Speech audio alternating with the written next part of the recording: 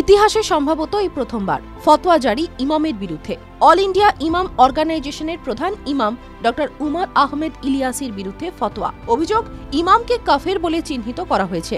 অভিযোগ, ইমাম ও তার পরিবারের প্রাণনাশের হুমকি। কেন এই ফতোয়ার নিদান? তার আগে দেখুন কে দিয়েছেন এই ফতোয়া। ডক্টর উমর আহমেদ ইলিয়াসির অভিযোগ, মুফতি সাবির হুসেইনি নামে এক মুফতি এই ফতোয়া জারি করেছেন, দিয়েছেন প্রাণনাশের হুমকি। কি অপরাধ ওই ধর্মগুরু ইমামের? 22শে জানুয়ারি অযোধ্যায় রাম মন্দিরে হয় রামলালার প্রাণ প্রতিষ্ঠা। দেশের বিভিন্ন ধর্মীয় সম্প্রদায়ের ধর্মগুরুরা হাজির ছিলেন সেই অনুষ্ঠানে। শুধু হিন্দু ধর্মের ধর্মগুরুরাই নন, শিখ, মুসলিম, খ্রিস্টান সহ অন্যান্য ধর্মের প্রধানদেরও আমন্ত্রণ জানায় অযোধ্যার রাম জন্মভূমি মন্দির ট্রাস্ট।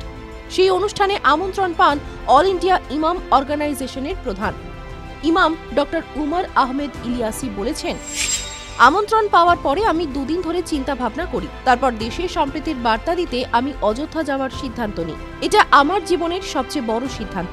দেশ ও সম্প্রীতির কারণেই আমি রাম মন্দিরে যাই। এতে আমি কোনো ভুল করিনি। মুফতি ক্লাস নামে একটি প্রতিষ্ঠান চালান ইমামকে হুমকি দেওয়া ও ফতোয়া জারি করা মুফতি সাবির হুসেইনি। এর প্রতিক্রিয়ায় ইমাম উমর আহমেদ ইলিয়াসি বলেছেন, যারা আমাকে ভালোবাসে, দেশকে ভালোবাসে, তারা আমায় সমর্থন করবে। আর রাম মন্দিরের উদ্বোধনী অনুষ্ঠানে যাওয়ার জন্য যারা আমাকে ঘৃণা করছে, তারা বিদ্বেষের পরিবেশ তৈরি করতে চাইছে। তাদের পাকিস্তানে চলে যাওয়া উচিত। 22শে জানুয়ারি রাত থেকেই ইমামের ফোনে আসছিল প্রাণনাশের হুমকি, আর 28শে জানুয়ারি জারি করা হয় ফতোয়া। ইমাম অবশ্য বলছেন এসব কৌশলে তাকে দমানো যাবে না।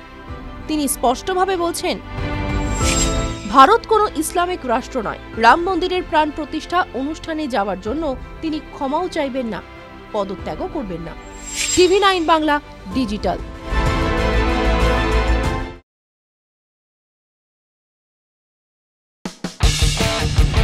কোনো পুরনো খবর নয়, সকাল থেকেই পুরো দিনের আভাস। লোকাল থেকে গ্লোবাল, ঘটনাস্থল থেকেই রিপোর্টারের মুখে শুনে নিন আসল ঘটনা। দিন শুরু করুন TV9 বাংলার সঙ্গে।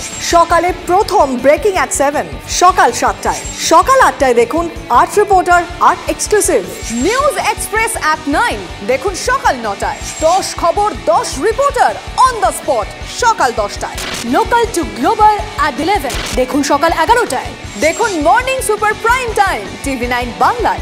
TV9 বাংলা না দেখলেই নয়।